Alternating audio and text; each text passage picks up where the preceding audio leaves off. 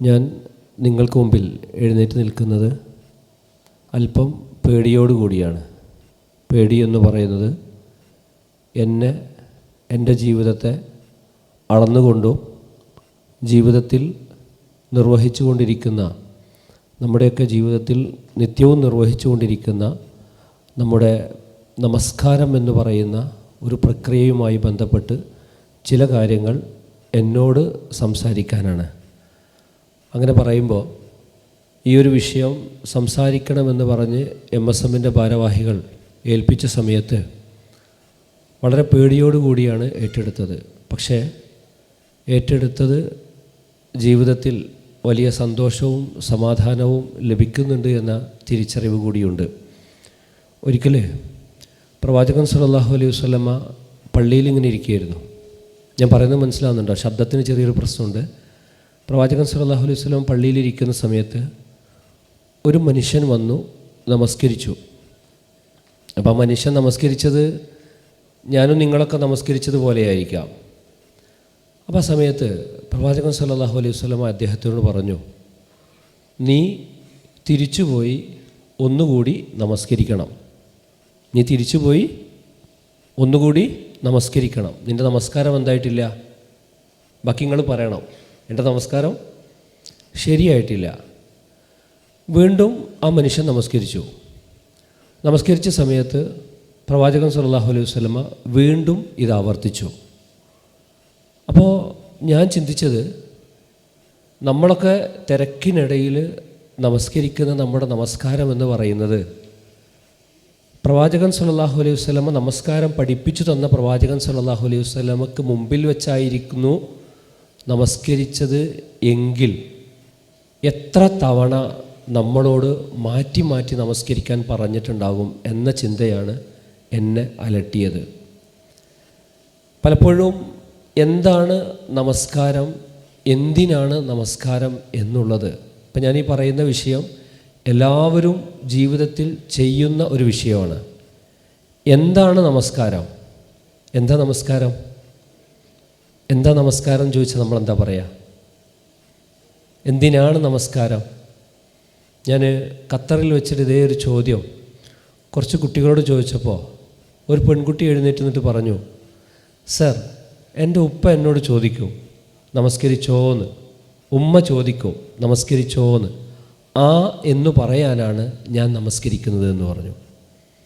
സത്യസന്ധമായി പറഞ്ഞാൽ പലപ്പോഴും പലർക്കും രക്ഷിതാക്കളെ പേടിച്ച് ജീവിക്കുന്ന അല്ലെങ്കിൽ രക്ഷിതാക്കളുടെ കീഴിൽ ജീവിക്കുന്ന കുട്ടികൾക്ക് ഇത്തരം ഉത്തരങ്ങളാണ് നമസ്കാരം കൊണ്ടുള്ളത്. എന്നാൽ പ്രവാചകൻ സല്ലല്ലാഹു അലൈഹി വസല്ലം പഠിപ്പിച്ചത് എന്താ അറിയോ? ഈ ഖുർറത്ത അയ്യുൻ എന്ന് പറഞ്ഞാൽ എന്താ? ഖുർറത്ത അയ്യുൻ എന്താ? അങ്ങനെ പറഞ്ഞാൽ കേട്ടില്ല. കൺകുളിർമ അല്ലേ? കൺകുളിർമ. എൻ്റെ കൺകുളിർമ എന്ന് പറയുന്നത് അസ്വല, നമസ്കാരമാണെന്ന് പറഞ്ഞിട്ടുണ്ട്. നമ്മൾ അസർ ബാങ്ക് കൊടുത്താൽ നമ്മളെന്താ പറയുക? അല്ലോ അസർ ബാങ്ക് കൊടുത്തോ എന്നല്ലേ ചോദിക്കുക. അതുപോലെ ലൊഹർ കൊടുത്താലോ സമയം എത്ര ആയില്ലേ, ലൊഹർ കൊടുത്തോ. ഉറങ്ങുന്ന സമയത്ത് സുബഹി ബാങ്ക് കേട്ടാലോ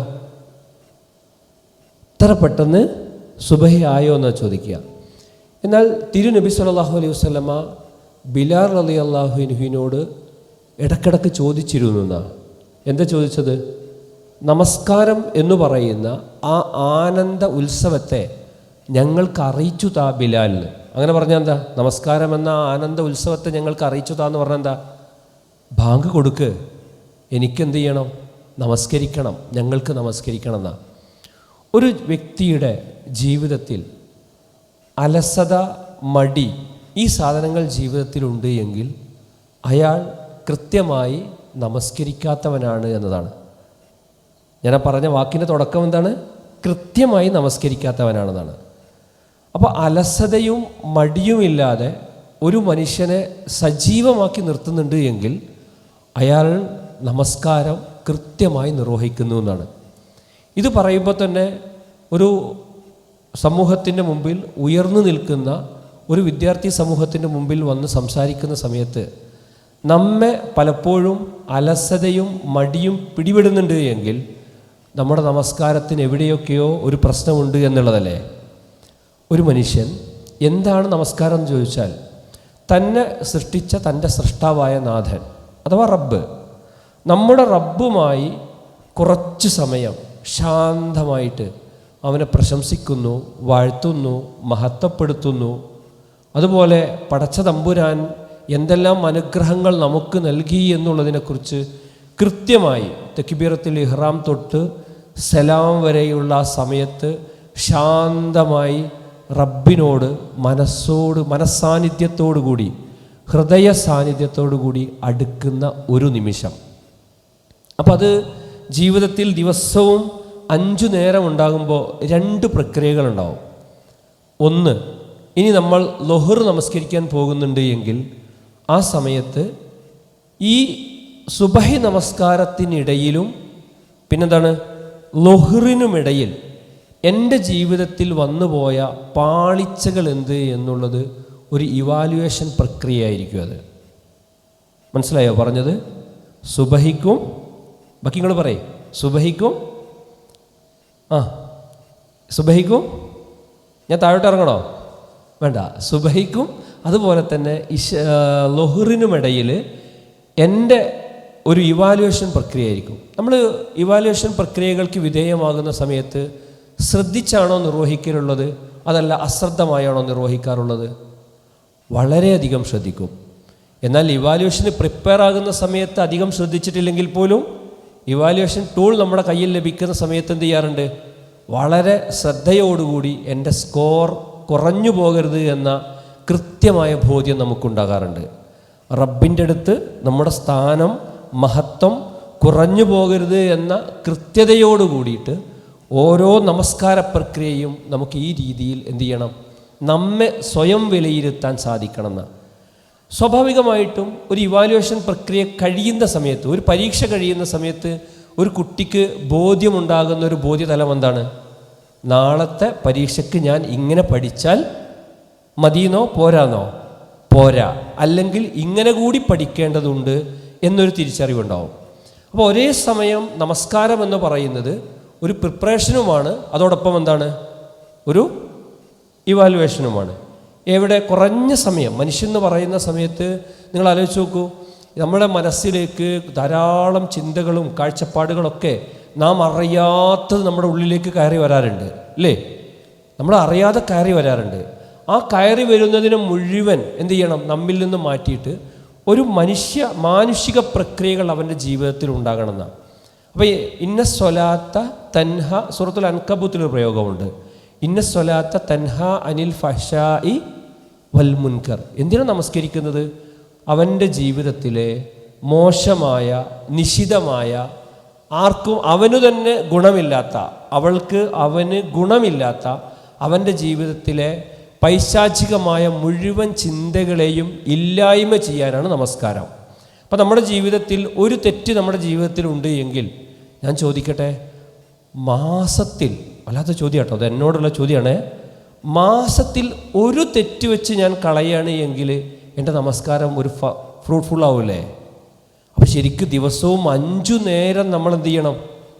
ദിവസവും 5 നേരം നമ്മളെ അളന്നുകൊണ്ട് നമ്മുടെ തെറ്റുകളെ കുറക്കാൻ നമുക്ക് സാധിക്കണം എന്നാണ്. അങ്ങനെ സാധിക്കുന്നില്ല എങ്കിൽ നമ്മളെന്നെ പഠിച്ചിട്ടില്ലേ, ഫവൈലുല്ലിൽ മുസല്ലീൻ, നമസ്കാരക്കാർക്ക് നാശം എന്ന് പഠിച്ചിട്ടുണ്ട്. അപ്പം നിർവഹിക്കുന്ന കർമ്മം അള്ളാഹു നമ്മളിൽ നിന്ന് സ്വീകരിക്കണമെങ്കിൽ, ഇന്നലെ ഇശാ നമസ്കരിക്കുന്ന സമയത്ത് കൈകെട്ടുമ്പോൾ എനിക്ക് വല്ലാത്ത പേടി. എന്താ പേടി? എന്തുകൊണ്ടാണ് പേടി? ഇന്ന് രാവിലെ ഇവിടെ വന്നത് സംസാരിക്കണം. ഇത് സംസാരിച്ചു കഴിഞ്ഞാലുള്ള പ്രശ്നം എന്താണ്? ഒന്ന്, എൻ്റെ റബ്ബിൻ്റെ മുമ്പിൽ ഞാൻ ഉത്തരം പറയേണ്ടി വരും. 2, ഈ ഒരു സംസാരിക്കാൻ എന്നെ ഏൽപ്പിച്ച സമയത്ത് എനിക്ക് തോന്നിയത് എന്താണ്? എൻ്റെ ജീവിതത്തിൽ എവിടെയൊക്കെയോ നമസ്കാരത്തിൽ വരുന്ന പാളിച്ചകൾ തിരുത്താനുള്ളൊരവസരമായിട്ടാണ് ഇതെന്ന് കാണുന്നുണ്ട്. അപ്പോൾ തെറ്റുകൾ വരുന്ന സമയത്ത് ആ തെറ്റുകൾക്ക് പരിചയമായിട്ട് നമസ്കാരത്തെ കാണണം. അപ്പോൾ എന്തിനാണ് നമസ്കരിക്കുന്നത്? എന്തിനാണ് നമ്മൾ നമസ്കരിക്കുന്നത്? തെറ്റുകൾ നമ്മളിൽ നിന്ന് എന്ത് ചെയ്യണം? ഒന്നൊന്നായിട്ട് കൊഴിഞ്ഞു പോകണം. തെറ്റുകൾ കൊഴിഞ്ഞു പോകുമ്പോൾ അവിടെ എന്ത് ചെയ്യണം? നന്മകൾ വളരാനും സാധിക്കണം.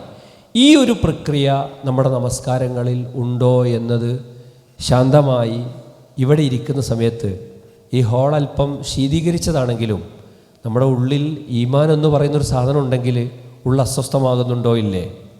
സത്യമാണ് നമ്മൾ പറയേണ്ടത്.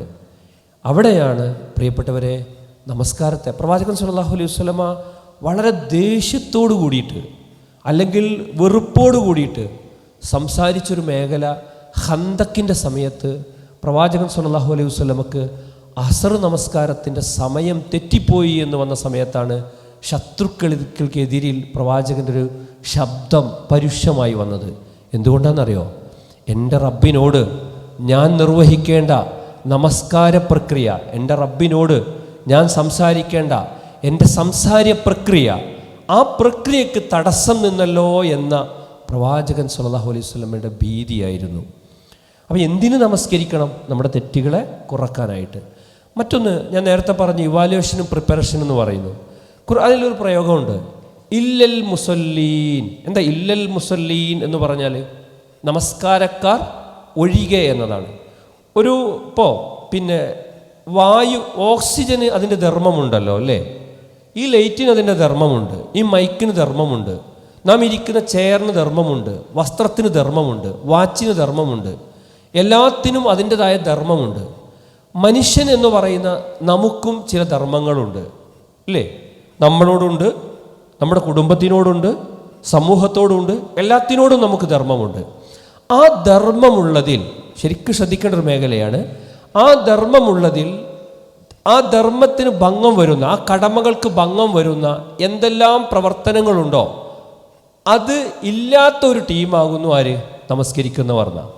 അഥവാ മാനുഷിക ബോധം, മനുഷ്യൻ്റെ കടമകൾ, ഒരു മനുഷ്യനിൽ നിർവഹിക്കപ്പെടേണ്ട എല്ലാവിധ നന്മകളും, അഥവാ തെറ്റിൽ നിന്ന് മാറി നിൽക്കുക, ക്ഷമയുണ്ടായിത്തീരുക, ഇങ്ങനെയൊക്കെയുള്ള മഹിതമായ പ്രക്രിയകൾ, മാനുഷിക മൂല്യങ്ങൾ വളരുന്ന ഒരു ടീമാകുന്നു ആര്? നമസ്കരിക്കുന്നവർ എന്നാണ്. അപ്പം നമസ്കരിക്കുന്ന ആളുകൾക്ക് ഇത്തരത്തിലുള്ള പ്രശ്നങ്ങൾ അവൻ്റെ ജീവിതത്തിൽ ഉണ്ട് എങ്കിൽ നേരത്തെ റസൂൽ സല്ലല്ലാഹു അലൈഹി വസല്ലം പറഞ്ഞതുപോലെ അഇദ് സ്വലാത്തക്, നീ ഒന്നുകൂടി പോയി നമസ്കരിക്ക്. ഫഇന്നക ലം തുസല്ലി, നീ എന്ത് ചെയ്തിട്ടില്ല? നമസ്കരിച്ചിട്ടില്ല എന്ന് പറയുന്ന രൂപമായിരിക്കും. അപ്പം നമ്മളിൽ മാനുഷികമായ മൂല്യങ്ങൾ വളർന്നു വരുന്നു. മാനുഷികമായ മൂല്യങ്ങൾ നിലനിർത്തണമെങ്കിൽ ദിവസവും കൃത്യമായി ഈ ഒരു പ്രക്രിയ, ഒരു ഇവാലുവേഷൻ, അതുപോലെ പ്രിപ്പറേഷൻ എന്ന് പറയുന്ന ഒരു പ്രക്രിയ നമ്മുടെ ജീവിതത്തിൽ അള്ളാഹുവുമായിട്ട് അടുക്കുന്ന സമയത്ത് ഉണ്ടാകണമെന്നാണ്. അതുകൊണ്ടാണ് ഒരിക്കലൊരു മനുഷ്യൻ പ്രവാചകൻ സല്ലല്ലാഹു അലൈഹി വസല്ലമയുടെ അടുത്ത് വന്നിട്ട് പറഞ്ഞു, പ്രവാചകരെ, എന്നെ ഒന്ന് ഉപദേശിക്കണം, എന്നെ അങ്ങൊന്ന് ഉപദേശിക്കണം. അത് വലിയ നീട്ടിപ്പരത്തിയല്ല സംസാരിക്കേണ്ടത്, വളരെ ഹ്രസ്വമായി ഒന്ന് ഉപദേശിക്കണം എന്ന് പറഞ്ഞ സമയത്ത് തിരുനബി സല്ലല്ലാഹു അലൈഹി വസല്ലം ആ മനുഷ്യൻ ഉപദേശിച്ചത് എന്താണെന്നറിയോ? ഇദാ ഖുംത ഫീ സ്വലാത്ത്, നീ നമസ്കരിക്കാൻ നിൽക്കുന്നുണ്ട് എങ്കിൽ ഫസ്വല്ലി സ്വലാത്ത മുവദ്ദ, നീ ഇപ്പം മരിച്ചു പോകുമെന്ന രൂപത്തിൽ നീ കൈകെട്ടണം എന്നാണ് പറയുന്നത്. അങ്ങനെ കൈകെട്ടിയാൽ എന്താ എൻ്റെ മെച്ചം? എൻ്റെ ജീവിതത്തിൽ അവസാനത്തെ നമസ്കാരമാണ് എന്ന് ചിന്തിക്കുമ്പോൾ മാക്സിമം പെർഫെക്ഷനോടുകൂടി നമുക്ക് എന്ത് ചെയ്യാൻ പറ്റും? നിർവഹിക്കാൻ പറ്റും അല്ലേ? അതുപോലെ തന്നെ നോക്കൂ, നിങ്ങൾ ഇപ്പം നോമ്പ്, സക്കാത്ത്, ഈ കാര്യങ്ങളൊക്കെ പഠിക്കുന്ന സമയത്ത്, രഹസ്യപ്രബോധനം നടക്കുന്ന സമയത്തും സഹാബത്ത് നിർവഹിച്ചു തുടങ്ങിയ ഒരു പ്രക്രിയയാണല്ലോ നമസ്കാരം എന്ന് പറയുന്നത്. ദിവസവും 5 നേരത്തെ നമസ്കാരം എന്ന് പറയുന്നത് ഈ രീതിയിൽ അവരുടെ ജീവിതത്തെ ആകെ മാറ്റിമറിച്ചിട്ടുണ്ട് എന്നതാണ്. അപ്പം ഇങ്ങനെ മാറ്റിമറിക്കണമെങ്കിൽ എങ്ങനെയാണ്? സൊല്ലു ഖമാർ ഐത്തുമൂനി ഉസല്ലി, സൊല്ലു, നിങ്ങൾ നമസ്കരിക്കണം. എങ്ങനെയാണോ തിരുനബി സല്ലല്ലാഹു അലൈഹി വസല്ലമ നമുക്ക് മുമ്പിൽ അത് കാണിച്ചു തന്നത്, ആ കാണിച്ചു തന്ന അതേ പ്രക്രിയയിൽ, അതേ ഉദ്ദേശത്തിൽ നമസ്കാരമെന്ന് പറയുന്ന പ്രക്രിയയെ വിലയിരുത്താൻ സാധിക്കണം എന്നാണ്. അങ്ങനെയെങ്കിൽ നമസ്കാരത്തെ നമുക്ക് 5ആയി തിരിക്കാം. ഇത് ഞാൻ ചോദിക്കും, പറയണം. ആവശ്യമുണ്ടോ? അങ്ങനെ പറയണോ? നമുക്ക് നമസ്കാരത്തിൽ ഭയഭക്തി കിട്ടേണ്ടതുണ്ടോ? ചോദിക്കുന്ന സമയത്തിന് ഉത്തരം വേണോ? അള്ളാഹു നമ്മുടെ നമസ്കാരം, ആ സമയം നമുക്ക് ഏറ്റവും യൂസ്ഫുള്ളായി ഉപയോഗിക്കണോ? നമ്മുടെ മനസ്സിൽ ആനന്ദം വേണോ? ഇന്നിവിടെ വന്ന് തിരിച്ചു പോകുന്ന സമയത്ത് പ്രിയപ്പെട്ട സഹോദരങ്ങളെ, പ്രിയപ്പെട്ട സഹോദരിമാരെ, കൈയുയർത്തി പടച്ച തമ്പുരാൻ്റെ മുമ്പിൽ നമ്മൾ പ്രാർത്ഥിക്കുന്ന സമയത്ത്, എൻ്റെ നാഥൻ നിലവിൽ ഈ 10-ാം തീയതി വരെ ഞാൻ കഴിഞ്ഞതിനേക്കാൾ എൻ്റെ സ്ഥാനവും മഹത്വവും അവൻ്റെ അടുത്ത് ഉയരുന്നു എന്നത് നമുക്ക് ഓരോരുത്തർക്കും ഉറപ്പിക്കാൻ സാധിക്കണം. എങ്കിൽ നമ്മുടെ നമസ്കാരത്തെ നമ്മൾ 5ആയി കാണണം. അതിലൊന്ന് നമസ്കാരത്തിൻ്റെ രീതികൾ, മറ്റു കാര്യങ്ങളൊക്കെ നമുക്ക് സംസാരത്തിനിടയിൽ പറയാം. എന്ന് പറയുന്നത് നമ്മൾ അള്ളാഹുവിനെ സ്തുതിക്കുന്നു. ഒന്ന് പറഞ്ഞു നോക്ക്. സ്തുതിക്കുക, മഹത്വപ്പെടുത്തുക, വാഴ്ത്തുക, ഇങ്ങനെ കുറേ പ്രക്രിയകൾ നമസ്കാരത്തിലുണ്ടോ? ഏതാ സ്തുതിക്കുന്നൊരു വാക്ക് പറയാൻ പറ്റുമോ? അള്ളാഹുവിനെ സ്തുതിക്കുന്നൊരു വാക്ക് അൽഹംദുലില്ലാ. മഹത്വപ്പെടുത്തുന്ന വാക്ക് മാലിക് യൗമിദ്ദീൻ, അല്ലെങ്കിൽ അർ-റഹ്മാനിർ റഹീം, അല്ലേ? ഇങ്ങനെ കുറേ വാക്കുകളില്ലേ? അൽഹംദുലില്ലാ, സുബ്ഹാനല്ലാഹ്, അല്ലേ? സുബ്ഹാന റബ്ബിയൽ അഅല, ഇങ്ങനെ കുറച്ച് വാക്കുകളുണ്ട്. ഏതൊക്കെയാണ് ആ വാക്കുകളെന്ന് പറയും? അള്ളാഹുവിനെ സ്തുതിക്കുക, വെറുതെ കേട്ട് പോകരുത് എന്നുള്ളതിനെക്കാട്ടെ എനിക്കൊരു ലക്ഷ്യമുണ്ട്. എന്താണ്? നിങ്ങൾ ഒരാൾ കൃത്യമായി നമസ്കരിക്കുന്നു എങ്കിൽ പടച്ചവൻ അതിന് പുണ്യം ലഭിക്കണം. അതോടൊപ്പം അതിനേക്കാൾ പ്രാധാന്യമുള്ള ലക്ഷ്യം എന്ന് പറയുന്നത് ഈ പറയുന്ന വാക്ക് എനിക്ക് നാളെ പരലോകത്ത് എന്ത് ചെയ്യരുത്, എതിരാകരുത് എന്ന പേടിയുണ്ട്. അപ്പോൾ അള്ളാഹുവിനെ സ്തുതിക്കുന്നു, മഹത്വപ്പെടുത്തുന്നു, വാഴ്ത്തുന്നു എന്ന് പറയുന്ന വാക്കുകളില്ലേ? അപ്പോൾ തക്ബീറത്തുൽ ഇഹ്റാം തൊട്ട് ഏതുവരെ? സലാം വരെയുള്ള പ്രക്രിയകൾക്കിടയിൽ നിർവഹിക്കുന്ന കർമ്മങ്ങൾ ഓരോന്നുമില്ലേ? ഇതിനെ നമുക്ക് ഒരു വാക്ക് പറയാം, ദുആ ഉൽ ഇബാദ എന്ന് പറയാം. എന്താണ് ആ വാക്ക്? ദുആ ഉൽ ഇബാദ. ദുആ ഉൽ ഇബാദ എന്ന് പറഞ്ഞാൽ പടച്ച തമ്പുരാനെ നമ്മൾ എന്ത് ചെയ്യുന്നു? മഹത്വപ്പെടുത്തുന്നു. ദുആ ഉൽ ഇബാദ എന്ന് പറഞ്ഞാൽ പടച്ച തമ്പുരാനെ നമ്മൾ എന്ത് ചെയ്യുന്നു? മഹത്വപ്പെടുത്തുന്നു, വാഴ്ത്തുന്നു, സ്തുതിക്കുന്നു എന്ന പ്രക്രിയയാണ്. അപ്പം കൈ കെട്ടുന്ന സമയത്ത് അല്ലാഹു അക്ബർ എന്ന് പറയുന്ന സമയത്ത് നമ്മുടെ മനോഭാവം എന്താണ്? ഞാൻ എൻ്റെ റബ്ബിനെ മഹത്വപ്പെടുത്തുന്നുണ്ട്, അല്ലേ? അൽഹംദുലില്ലാഹി റബ്ബിൽ ആലമീൻ എന്ന് നമ്മൾ പറയുമ്പോൾ നമ്മുടെ മനസ്സിലെ പ്രക്രിയ എന്താ വരുന്നത്? എൻ്റെ റബ്ബിനെ ഞാൻ എന്ത് ചെയ്യാണ്? മഹത്വപ്പെടുത്തുന്നു. അർ-റഹ്മാനിർ റഹീം, ഇല്ലേ? എൻ്റെ റബ്ബിനെ ഞാൻ വാഴ്ത്തുന്നുണ്ട്. ഇപ്പോൾ അതിൽ തന്നെ നമ്മളൊന്ന് ആലോചിച്ച് നോക്കൂ. ഈ ഫാത്തിഹ ഇല്ലാത്ത ഒരാളുടെ നമസ്കാരം അള്ളാഹു സ്വീകരിക്കുമോ? സ്വീകരിക്കൂല. നമസ്കാരം എന്ന് പറയുന്നത് നമ്മളും പടച്ചവനും തമ്മിൽ നടക്കുന്ന എന്താണ്? നമ്മുടെ പടച്ചവനും തമ്മിൽ നടക്കുന്ന സംഭാഷണമാണ്. അപ്പൊ സംഭാഷണം എന്ന് പറയുന്നുണ്ട് എങ്കിൽ ഒരാൾ സംസാരിച്ചാൽ വേറൊരാൾ എന്ത് ചെയ്യണം? ചിലത് സംസാരിക്കണ്ടേ? അപ്പൊ നമ്മൾ അൽഹംദുലില്ലാഹി റബ്ബിൽ ആലമീൻ എന്ന് പറയുമ്പോൾ പടച്ചവൻ എന്താ പറയുന്നത്? പടച്ചവൻ പറയണ്ടേ? വേണ്ടേ? അറിയോ പടച്ചവൻ എന്താ പറയുന്നത് എന്നുള്ളത്? നമ്മൾക്ക് സമയമില്ലല്ലോ അതിന്. അല്ലാഹു അക്ബർ, അൽഹംദുലില്ലാഹി റബ്ബിൽ ആലമീൻ, അർ-റഹ്മാനിർ റഹീം, മാലിക് യൗമിദ്ദീൻ, അല്ലാഹു അക്ബർ എന്ന് നമ്മൾ നമസ്കരിക്കുകയല്ലേ. അങ്ങനെ നമ്മൾ നമസ്കരിക്കുമ്പോൾ നേരത്തെ നബി സല്ലല്ലാഹു അലൈഹി വസല്ലം പറഞ്ഞതുപോലെ അഇദ് സ്വലാത്തക് എന്ന് പറഞ്ഞില്ലേ? നീ ഒന്നുകൂടി ആവർത്തിക്കുന്നു പറഞ്ഞില്ലേ? അവിടെ നോക്ക്. അപ്പോൾ അവിടെ നമ്മൾ അൽഹംദുലില്ലാഹി റബ്ബിൽ ആലമീൻ എന്ന് പറയുന്ന സമയത്ത് നബി സല്ലല്ലാഹു അലൈഹി വസല്ലം പഠിപ്പിച്ചിട്ടുണ്ട്. നമ്മൾ അമാനി മൗലവിയുടെ തഫ്സീറിൽ അവസാനത്തെ ആ ഫാത്തിഹ വിശദീകരിക്കുന്നിടത്ത് മലയാളത്തിൽ എഴുതിയ ഇതിൽ അവസാനത്തെ ഹദീസായിട്ട് കാണാൻ സാധിക്കും. ഒന്ന്, ഹമദനി അബ്ദി, എൻ്റെ അടിമ എന്നെ എന്ത് ചെയ്തിട്ടുണ്ട്?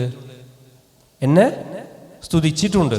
നമ്മൾ അർ-റഹ്മാനിർ റഹീം എന്ന് പറയുന്ന സമയത്ത് പറയുന്നുണ്ട് അസ്നാ അലയ്യ അബ്ദി, എൻ്റെ അടിമ എന്നെ മഹത്വപ്പെടുത്തിയിട്ടുണ്ട്. അടുത്ത് മജദനി അബ്ദി, എന്നെ പുകഴ്ത്തിയിട്ടുണ്ട്. മജദനി അബ്ദി, എന്നെ മഹത്വപ്പെടുത്തിയിട്ടുണ്ട്. പിന്നെ അവസാനം വലി അബ്ദി മാ സഅല, ഞാനും എൻ്റെ അടിമയും തമ്മിലുള്ള ബന്ധം ഇതാണ്. എൻ്റെ അടിമ എന്നോട് എന്ത് ചോദിച്ചാലും ഞാൻ അവന് നൽകുമെന്ന് പറയുന്ന പടച്ചവന്റെ ഒരു ഉറപ്പുണ്ട് പ്രിയപ്പെട്ടവരെ. ആ ഉറപ്പ് മനമറിഞ്ഞുകൊണ്ട് നിർവഹിക്കുന്നുണ്ട് എങ്കിൽ നമുക്ക് ലഭിക്കും. അപ്പൊ അതിൽ ഒന്നാമത് ഞാൻ പറഞ്ഞത് എന്താണ്? ദുആഉൽ, ഞാൻ മറന്നുപോയി, ദുആഉൽ ഇബാദ. ആ ദുആഉൽ ഇബാദ എന്ന് പറഞ്ഞാൽ എന്താണ്? അള്ളാഹുവിനെ മഹത്വപ്പെടുത്തുക, വാഴ്ത്തുക, സ്തുതിക്കുക എന്നീ പ്രക്രിയകൾ എവിടെയൊക്കെ നമ്മുടെ ജീവിതത്തിൽ വരുന്നോ അതിനെ നമുക്ക് ദുആഉൽ ഇബാദ എന്ന് പറയാം. ക്ലിയർ ആണോ? അപ്പോൾ ഒരാൾ സുജൂദിൽ പോകുന്നു. സുജൂദിൽ പോകുന്ന സമയത്ത് അയാൾ എന്ത് ചെയ്യാണ്? സുജൂദിൽ പ്രാർത്ഥിക്കുന്ന പ്രാർത്ഥന എന്താ? സുജൂദ് പോകണോ പ്രാർത്ഥിക്കണമെങ്കിൽ?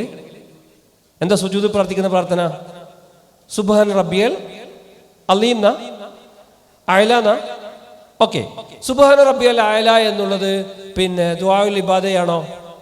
ആണല്ലോ അല്ലേ. എന്നാൽ വേറൊരു പ്രാർത്ഥനയല്ലേ സുജൂദില്? സുബ്ഹാനക്കല്ലാഹുമ്മ വബിഹംദിക, പിന്നെ അവസാനം അറിയില്ല, സുബ്ഹാനക്കല്ലാഹുമ്മ റബ്ബന വബിഹംദിക അല്ലാഹുമ്മ ഗഫിർലി എന്ന് പറയുന്നില്ലേ? അപ്പൊ അതില് ഈ ഗഫിർലി എന്നുള്ള പ്രയോഗമല്ലേ? എന്തങ്ങനെ പറഞ്ഞാല് എൻ്റെ പാപങ്ങൾ പുറത്തു തരണേന്ന്. ഇത് പടച്ചോനെ മഹത്വപ്പെടുത്തലാണോ? ആണോ? അല്ല. അത് പിന്നെന്താ? നമ്മുടെ ആവശ്യമല്ലേ. അപ്പൊ രണ്ടാമത്തെ, നമുക്ക് നമ്മുടെ നമസ്കാര പ്രക്രിയയിൽ കുറെ ആവശ്യങ്ങൾ നടക്കുന്നുണ്ട്. റബ്ബുമായി സംസാരിക്കുന്നിടത്ത് നമ്മുടെ ആവശ്യത്തിന് അറബിയിൽ എന്താ നമ്മൾ പറയാ? ഹാജത്ത് എന്ന് പറയാം അല്ലേ? അപ്പൊ രണ്ടാമത്തെ ദുആഉൽ ഹാജ. ദുആഉൽ ഹാജ. അപ്പൊ ദുആഉൽ ഹാജ, ഈ പ്രാർത്ഥന നോക്ക് നിങ്ങൾ. സുബ്ഹാനക, അല്ലാഹു എത്ര പരിശുദ്ധനാ. അത് ദുആഉൽ ഇബാദയാണോ ദുആഉൽ ഹാജയാണോ? പഠിച്ചു പോയാൽ മതി. ദുആഉൽ ഇബാദയാണ്. അല്ലാഹുമ്മ റബ്ബന വബിഹംദിക, അത് ദുആഉൽ ഹാജയാണോ? വബിഹംദിക, അതും ദുആഉൽ ഇബാദയാണ്. അവസാന വാക്ക് നോക്ക്, അല്ലാഹുമ്മ ഗഫിർലി, പടച്ചവനെ എനിക്ക് പുറത്തു തരേണമേ, അതോ ദുആഉൽ ഹാജ. അപ്പൊ രണ്ടാമത്തെ എന്താ? രണ്ട് കാര്യം നമ്മൾ പറഞ്ഞു. ഒന്നെന്താണ്? ദുആഉൽ ഇബാദ. രണ്ടാമത്തതോ ദുആഉൽ ഹാജ. നമുക്ക് നമസ്കാരത്തിൽ തീരെ സമയം വേണ്ടാത്തൊരു കർമ്മം ഏതാ? ഒരു ഇരുത്തം ഏതാ? ഇടയിൽ ഇരുത്തം. വേഗം നിങ്ങൾ പറഞ്ഞു അല്ലേ? ഇടയിൽ ഇരിക്കുന്ന സമയത്ത് നമ്മൾ എന്താ പറയല്? റബ്ബി ഗഫിർലി വർഹംനി വജ്ബുർനി വർഫഅനി വസ്ഖിനി വദിനി വഅഫിനി അല്ലാഹു അക്ബർ എന്ന് പറയില്ലേ? ശരിക്കും അതില് 7 ആവശ്യമുണ്ട്. ഈ 7 ആവശ്യവും മനസ്സറിഞ്ഞ് നമ്മൾ പടച്ചവനോട് പറഞ്ഞാല് നമ്മുടെ ജീവിതത്തിൽ ഈ 7 ആവശ്യങ്ങൾക്കൊപ്പുറം മറ്റൊരാവശ്യം വേറെ എന്താ ഉള്ളത്? റബ്ബി ഗഫിർലി. നമ്മളിപ്പോൾ ളുഹ്ർ നിസ്കരിക്കാൻ പോവാ, എൻ്റെ പാപം നീ പൊറുക്കണേ. പാപം വരാറില്ലേ? പാപം എന്ന് പറഞ്ഞാൽ നമ്മുടെ ചിന്തകളിലും കർമ്മങ്ങളിലൊക്കെ ഓരോന്ന് വരും. പൊറുക്കണേ എന്നുള്ളൊരു ബോധ്യം. ആ പൊറുക്കണേ എന്നൊരു ബോധ്യം വരുമ്പോൾ നമ്മൾ നമ്മളെ വിലയിരുത്തുകയാണ്. എന്നെ തിരുത്തൽ പ്രക്രിയകൾക്ക് വിധേയമാകണം ഓരോ നിമിഷവും. നമ്മുടെ മതത്തിന്റെ ഏറ്റവും വലിയ സൗകുമാര്യത നോക്ക്.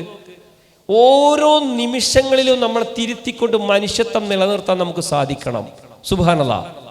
പിന്നെ നോക്ക്, വർഹംനി, നാഥാ നീ എന്നോട് കരുണ കാണിക്കണം. ഒന്ന് മൂത്രമൊഴിക്കാൻ നമുക്ക് പറ്റുന്നില്ല എങ്കിൽ, വാ തുറന്നു വെച്ചു അതൊന്ന് അടക്കാൻ പറ്റുന്നില്ല എങ്കിൽ, ഒന്ന് ശ്വാസം വലിച്ചു ശ്വാസം പുറത്തേക്ക് വിടാൻ പറ്റുന്നില്ല എങ്കിൽ റബ്ബിന്റെ കാരുണ്യം വേണ്ടേ? വർഹംനി, നീ എന്നോട് കരുണ കാണിക്കണമേ നാഥാ. കഴിഞ്ഞില്ല, വജ്ബുർനി, ഞാൻ ചെയ്തു പോയ തെറ്റുകൾക്ക് എനിക്ക് പരിഹാരം ഉണ്ടാകണേ നാഥ, പാപ പരിഹാരങ്ങൾ ഉണ്ടാകണമേ നാഥ. വർഫഅനി, നീ എന്നെ ഉയർത്തേണമേ നാഥ.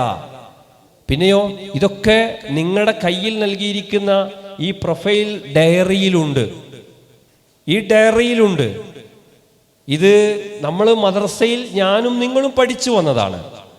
ഈ ഡയറിയിൽ എന്തുകൊണ്ട് ഇത് കൊടുത്തു? നമ്മുടെ ജീവിതത്തിൽ അത്ര വലിയൊരു ആയുധമാകുന്നു ഇത്. അത്ര വലിയൊരു ആയുധമാകുന്നു ഇത്. ഇനി നോക്ക് നിങ്ങൾ, വർസുക്കിനി, എനിക്ക് റിസ്ക് നൽകണമേ, അന്നം നൽകണമേ. അന്നം നൽകണമേ എന്ന് പറയുന്ന സമയത്ത് നമ്മൾ റബ്ബി ഗഫിർലി വർഹംനി വജ്ബുർനി വർഫഅനി പെട്ടെന്ന് മനസാന്നിധ്യമില്ലാതെ, ഹൃദയ സാന്നിധ്യമില്ലാതെ, ഒരു അടക്കവും ഒതുക്കവും ഇല്ലാതെ പറഞ്ഞു പോകുന്ന പ്രക്രിയയാണ് എങ്കിൽ, പ്രിയപ്പെട്ടവരെ, നമുക്ക് പടച്ചവൻ്റെ ഉത്തരം കിട്ടുമോ? ഇല്ല. വിദേശ രാജ്യങ്ങളിൽ കഷ്ടപ്പെടുന്ന നമ്മുടെ ബാപ്പമാരില്ലേ, ആ ബാപ്പ ഈ വർസുക്കിനി എന്ന് പറയുന്നതിന്റെ പരിധിയിൽ വരൂലേ? ഇനി നോക്ക് നിങ്ങൾ, വഹ്ദിനി, എനിക്ക് സന്മാർഗം നൽകണമേ, ഗൈഡൻസ് ഉണ്ടാകണമേ. എൻ്റെ ജീവിതത്തിൽ ഓരോ പ്രശ്നങ്ങൾ വരുന്ന സമയത്തും ഇതിവിടെയാണ് നീ എത്തിപ്പെടേണ്ടത് എന്ന് പറയുന്ന കൃത്യമായ മാർഗനിർദ്ദേശനം ഉണ്ടാകണമേ. എല്ലാ മേഖലയിലും, പഠനത്തിലും ജീവിതത്തിലും കാഴ്ചപ്പാടിലും സമകാലിക സാഹചര്യങ്ങളിൽ നമ്മുടെ ജീവിതത്തോട് ഏറ്റവും അധികം ചേർന്ന് നിൽക്കുന്ന ഓരോ മന്ത്രങ്ങളല്ലേ ഇത്? സ്വന്തം പേരെഴുതാൻ അറിയാത്ത മുഹമ്മദ് നബി സല്ലല്ലാഹു അലൈഹി വസല്ലമ അന്ന് പഠിപ്പിച്ചൊരു പ്രക്രിയക്ക് ഇന്നും പച്ചയായി നമ്മുടെ ജീവിതത്തെ ബാധിക്കുന്ന, നിലനിൽക്കുന്ന ഒരു കർമ്മമായി ആരാധന എന്ന് പറയുന്നതിനെ വെല്ലാൻ വേറെ എവിടെ സാധിക്കുക? ഇനി നിങ്ങൾ ആലോചിച്ച് നോക്കൂ, അവിടെ പറയുന്നു വആഫിനി, മാരകമായ അസുഖങ്ങൾക്ക് മുമ്പിൽ എനിക്ക് നീ ആരോഗ്യം നൽകണമേ. അതുപോലെ തന്നെ വഅഫു അന്നി, നീ എനിക്ക് ഓരോന്നും നിങ്ങൾ എൻ്റെ പാപങ്ങളൊക്കെ പടച്ചോൻ നീ എനിക്ക് പുറത്ത് എനിക്ക് വിട്ടുവീഴ്ച തരണമേ. ഈ ഒരു പ്രക്രിയ മനസ്സാന്നിധ്യം കൊണ്ട് ഇതെൻ്റെ ആവശ്യമാണെന്ന് അറിഞ്ഞു ചോദിക്കുന്ന സമയത്ത് സമയം വേണോ വേണ്ടേ? നിങ്ങൾ പറയും, നിങ്ങൾക്ക് എന്നോടും ചോദിക്കാമല്ലോ, സമയം വേണോ വേണ്ടേ? എൻ്റെ മനം പറയുന്നു സമയം വേണം. പക്ഷെ അങ്ങനെയാണോ ഞാൻ നിർവഹിച്ചിട്ടുള്ളത്? അവിടെയാണ് നമ്മൾ തിരുത്തേണ്ടത്. അവിടെയാണ് നമ്മൾ തിരുത്തേണ്ടത്. അവിടെ ആ സമയത്തിരുന്നു കൊണ്ട് ഇതെൻ്റെ എന്താണ് ദ്വാ, എന്ത് ദ്വാ ഒന്നാമത്തെ രണ്ടാമത്തെ നമ്മളാണ് ദ്വാവുൽ, അൽഹംദുലില്ലാ നിങ്ങൾ ശബ്ദം കൂടിയിട്ടുണ്ട് അല്ലേ, ദ്വാവുൽ ഹാജ, നമ്മുടെ ആവശ്യമാണിത്. അപ്പൊ ഒന്നാമത്തതോ ദ്വാവുൽ ഇബാദ. അങ്ങനെയെങ്കിൽ നമസ്കാരത്തിൽ ഇത് രണ്ടു മാത്രമാണോ ഉള്ളത്? അല്ല, ഞാൻ 5 ഉണ്ടെന്ന് തുടക്കത്തിൽ പറഞ്ഞിട്ടുണ്ട് അല്ലേ. അങ്ങനെയെങ്കിൽ മറ്റൊന്ന് നമസ്കാരത്തിലുള്ള എന്താ അറിയോ, അള്ളാഹുവിന് ചിലത് നമ്മളോട് പറയാനുണ്ട്. അള്ളാഹുവിന് ചിലത് നമ്മളോട് പറയാനുള്ളത്, ആ പറയാനുള്ളത് നമ്മൾ എന്ത് ചെയ്യണം? ശ്രദ്ധയോടുകൂടി കേൾക്കണം. നമ്മുടെ ഉമ്മക്ക് നമ്മളോട് ചിലത് പറയാനുള്ളത് കേൾക്കാതിരിക്കുന്ന സമയത്ത് ഉമ്മാക്ക് ഉണ്ടാവുന്ന ഒരു അസ്വസ്ഥത അല്ലേ? ഉണ്ടോല്ലേ? ഉണ്ടല്ലോ, ഉണ്ട്. അപ്പൊ പടച്ചവൻ നമുക്ക് ചിലത് പറയാനുണ്ട്. അൽ ഇസ്തിമാഉ ഇലാ കലാമില്ല, അൽ ഇസ്തിമാഉ ഇലാ കലാമില്ല, അള്ളാഹുവിൻ്റെ വചനങ്ങൾ അത് പടച്ചവൻ നമ്മോട് പറയുന്നു, അത് ശ്രദ്ധയോടുകൂടി കേൾക്കണം. അതെവിടെയാണ് നിസ്കാരത്തിലുള്ളത്? എവിടെ നിസ്കാരത്തിലുള്ളത്? ഖുർആൻ പാരായണം അല്ലേ. അപ്പൊ ഖുർആൻ പാരായണം എന്ന് പറഞ്ഞാൽ ഫാത്തിഹ നമ്മൾ ഓരോരുത്തരും ചൊല്ലണം. അത് കഴിഞ്ഞ് സൂറത്ത് നിർവഹിക്കുന്ന സമയത്തോ ആരേ ഓതേണ്ടതുള്ളൂ? ഇമാമല്ലേ ഓതേണ്ടത്. ആ സമയത്ത് നമ്മൾ എന്ത് ചെയ്യണം? നമുക്ക് അറിയുന്ന സൂറത്താണെങ്കിൽ പോലും നമ്മൾ ഓതേണ്ടതുണ്ടോ? നമ്മൾ എന്ത് ചെയ്യണം? ശ്രദ്ധയോടുകൂടി കേൾക്കണം. അപ്പൊ ശ്രദ്ധയോടുകൂടി കേൾക്കുന്ന ആ ഒരു പ്രക്രിയ നമുക്കിങ്ങനെ സൂറത്തുൽ ഇഖ്ലാസ് ഓതുന്നു, ഖുൽ ഹുവല്ലാഹു അഹദ്, ഇതിപ്പോൾ തീരുവല്ലോ എന്നുള്ള ചിന്തല്ല ഉണ്ടാകേണ്ടത്. എന്നാൽ ബക്കറയിൽ തുടങ്ങി ഇയാൾ എപ്പോഴാണ് നിർത്തുക എന്നുള്ള ചിന്തല്ല ഉണ്ടാകേണ്ടത്. അപ്പൊ അവിടെ വേറൊരു പ്രക്രിയ കൂടിയുണ്ട്. നമുക്ക് ചോദ്യം ഉണ്ടാവും, നമ്മൾ ഒറ്റക്കാണ് നിസ്കരിക്കുന്നതെങ്കിലോ? യഥാർത്ഥത്തിൽ നമ്മൾ നമസ്കാരം നിർവഹിക്കേണ്ടത് എങ്ങനെയാണ്?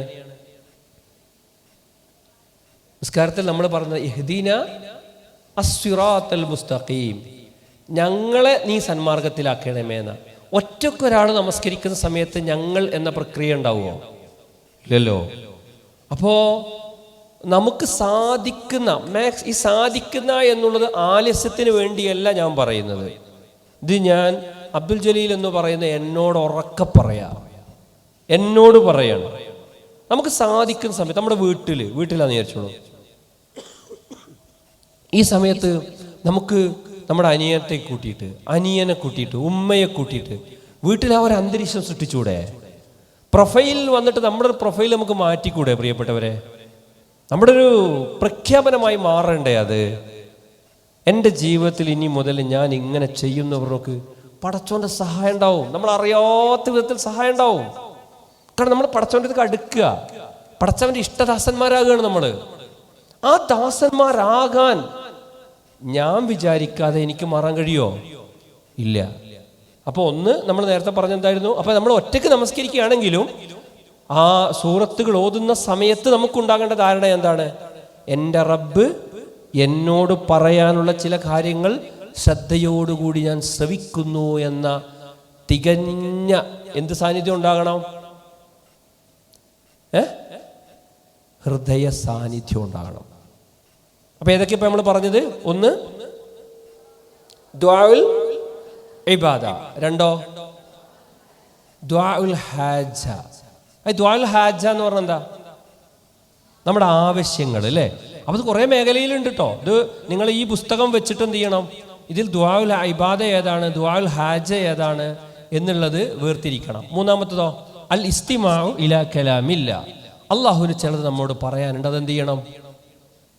എങ്ങനെ കേൾക്കണം? ശ്രദ്ധയോടുകൂടി കേൾക്കണം. അപ്പൊ എത്ര എണ്ണമായി ഇപ്പോ? 3 എണ്ണമായി. ഇനി ജീവിതത്തിൽ നമ്മൾ പലതും പുതുക്കാറില്ലേ? എന്തൊക്കെയാണ് നിങ്ങൾ ജീവിതത്തിൽ പുതുക്കുന്ന കാര്യങ്ങൾ? ഇപ്പോൾ ഒരു അപ്ഡേഷൻ്റെ സമയം വന്നു. സ്കൂളുകളിലൊക്കെ സർക്കാർ സർക്കുലർ ഇറക്കിയിട്ടുണ്ട്. ആധാർ കാർഡ് അപ്ഡേഷൻ ചെയ്യാൻ എത്രയും പെട്ടെന്ന് സമ്പൂർണ്ണയിൽ അവസരം ഉണ്ടെന്നുണ്ട്. ഈ അപ്ഡേഷൻസ് നടത്താൻ എന്തൊക്കെ നമ്മൾ നടത്താറുണ്ട്? ലൈസൻസ് പുതുക്കാറുണ്ട്. പിന്നെന്താ പുതുക്കാറുള്ളത്? കേട്ടില്ലേ? വിസ പുതുക്കാറുണ്ട്, പാസ്പോർട്ട് പുതുക്കാറുണ്ട്. പിന്നെന്താ പുതുക്കാറുള്ളത്? ATM card പുതുക്കാറ്. ഇങ്ങനെ കുറേ പുതുക്കൽ പ്രക്രിയ വിധേയമാകാണ്ട് ഒരു വിശ്വാസി ഏറ്റവും അധികം പുതുക്കേണ്ടത് എന്താ? ഈ പുതുക്കുക എന്നുള്ളതിന് അറബിയിൽ എന്താ പറയാ? തെജ്ദീദ് എന്ന് പറയാം അല്ലേ? ഏറ്റവും അധികം തെജ്ദീദ്, പുതുമയോടുകൂടി നിർത്തേണ്ടത് എന്താ? വിശ്വാസി അവന്റെ വിശ്വാസം. നമ്മുടെ ജീവിതത്തിൽ നമ്മൾ വിശ്വാസം പുതുക്കുന്നുണ്ട്. അള്ളാഹുവിനോട് ഒരടിമ ഏറ്റവും അധികം അടുത്ത് നിൽക്കുന്ന എപ്പോഴാ അറിയാം നിങ്ങൾക്ക്? എപ്പോഴാ? സുജൂദിലെത്തുമ്പോ. ഒരിക്കല് റബീ ഇബ്നു കഅബിൽ അസ്ലമി എന്ന് പറയുന്ന പ്രവാചകൻ സല്ലല്ലാഹു അലൈഹി വസല്ലമയുടെ അനുചരനായ, പ്രവാചകനോടൊപ്പം എല്ലാ സാധനങ്ങൾക്കും പ്രവാചകനെ സഹായിക്കുന്ന ഒരു സഹാബി, സാമ്പത്തികമായിട്ടും സാമൂഹ്യമായൊക്കെ ഏറ്റവും പിന്നാക്കം നിൽക്കുന്ന ഒരാളാണ്.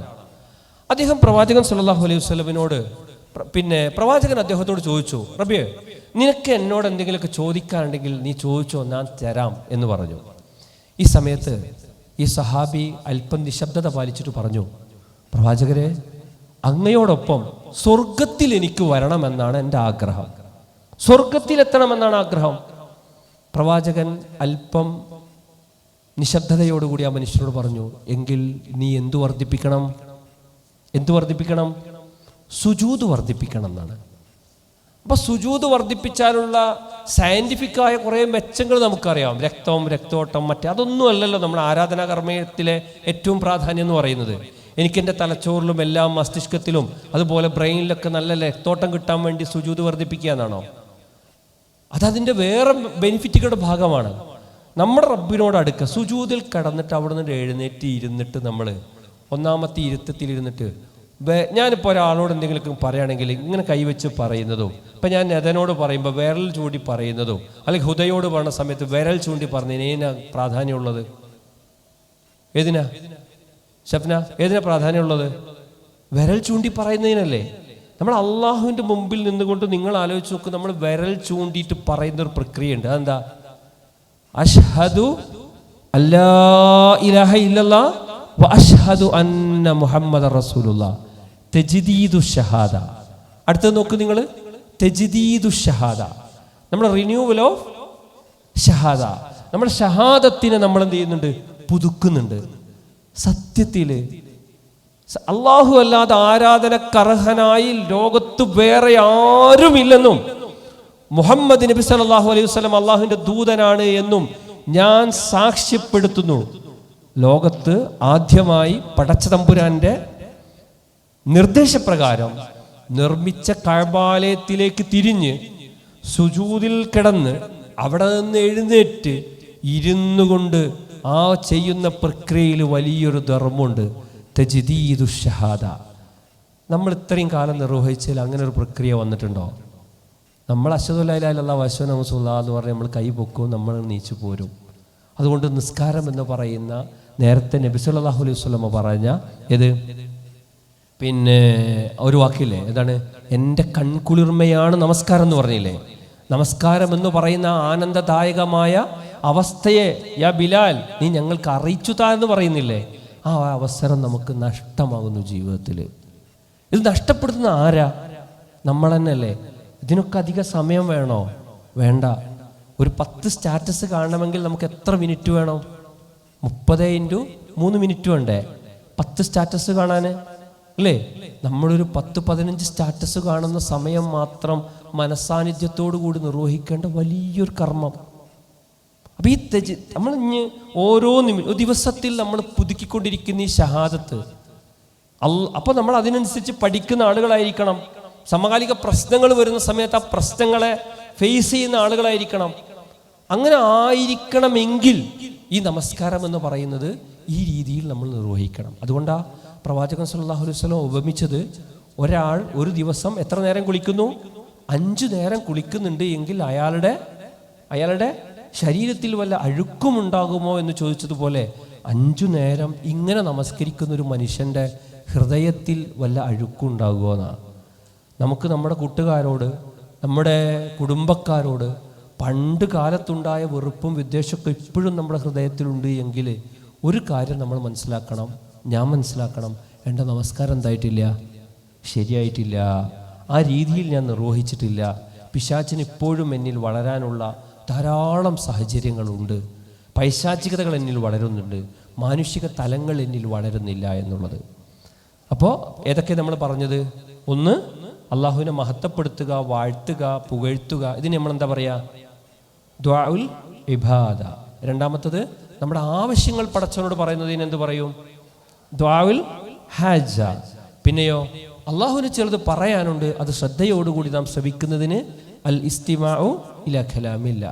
പിന്നെയോ എപ്പോഴും നമ്മൾ പുതുക്കിക്കൊണ്ടിരിക്കുന്ന നമ്മുടെ വിശ്വാസത്തിന് എന്ത് പറയും? കേട്ടില്ല? തജ്ദീദു ഷഹാദ. അവസാനം 5ാമത്തൊരു മേഖല എന്ന് പറയുന്നത് ഈ അത്തഹിയാത്തുൽ മുബാറക്കാത്തു സലവാത്തു, അങ്ങനെ പറയുന്നൊരു പ്രയോഗമല്ലേ നമ്മുടെ നമസ്കാരത്തിൽ, അല്ലേ? സർവ്വവിധ ഗ്രീറ്റിംഗ്സ്, അതുപോലെ തന്നെ എല്ലാവിധ മംഗളങ്ങളും സമാധാനങ്ങളും എല്ലാം ആർക്ക് പങ്കുവെക്കുന്നു? ആർക്കാ നമ്മൾ ഗ്രീറ്റിംഗ് അയക്കാർക്കാ? നമുക്ക് ഏറ്റവും അധികം പ്രിയപ്പെട്ടവർക്കല്ലേ?